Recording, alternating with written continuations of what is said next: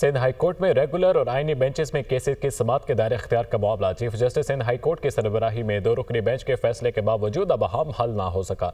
जो cases regular bench के दायरे इख्तियार में नहीं आते हम नहीं सुनेंगे। जस्टिस जफर अहमद राजपूत। जो केसेस आईनी बेंच के लिए हैं वो केसेस वही बेंच सुनेगा। समाअत का मजीद अहवाल जानेंगे अब्दुल हसीब खान से। अब्दुल हसीब, आगाह कीजिएगा।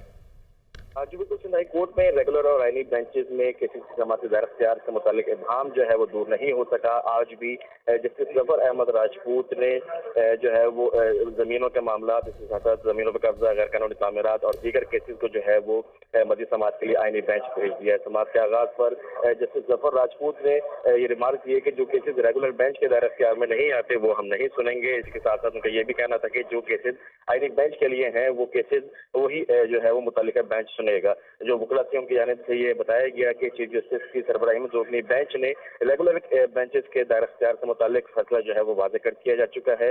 इसके साथ साथ उनका वकील का यह कहना था कि जिन केसेस में रेगुलर बेंचेस फैसला दे चुके हैं और अमल दरामद ना होने के बाईस तौहीन अदालत की कार्रवाई जो है वो उसके मुतालिक समाअत होनी है, उसका इख्तियार भी रेगुलर बेंच को है।